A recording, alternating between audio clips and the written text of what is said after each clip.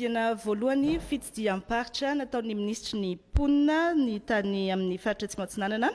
tany farafangana raha ny marimarina kokoa ny fampivoarana ny vehivavy ny ady amin'ny herisetra ny fijerena manokana ireo olona manana fahasembanana sy ireo olona marefo anisan'ny antondiany any an-toerana ny andindim-baovao entiny Aimé Alma televiziona malagasy any farafangana.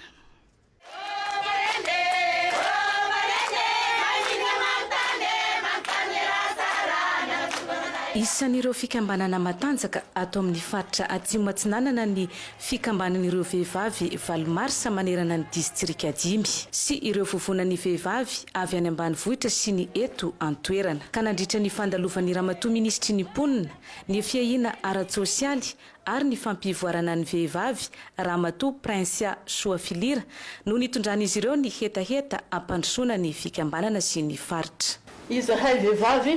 ato amin'ny fiarahametan'ny Valomarsa dia manana fahaiza manao ny asa tanana efa izy efa taonareo ao ny rary ao ny transformation ao ny zaitra ao ny fanodinana ranom-boankazo fa amin'izao zany mbola sisiny mikomandy mandray anazy mbola maro ny vehivavy azadiriny herisetra raha mifaritra sy Matsinanana ny zakaina angatana aminao zany izay anakorizay centre d'accueil andraisana indreo iaran'ny herisetra reo. Iay to da miandrandra anao miandrandra sikanaby na lehilahy io na viavy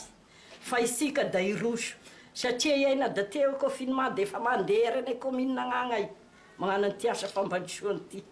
Nandritra ny fidinana ifotony no nitsidianay ireo manana fahasembanana ka nambara fa vaindohan-draharahan'ny ministera ny fijerevana ireo marefo. Voavaly avokoa teto ny fangatan'ireo izay nandalovana. Manentana antsika ihany koa mba handray anjara ao anatin'ny fampandrosoana ara-toekarena satria isika vehivavy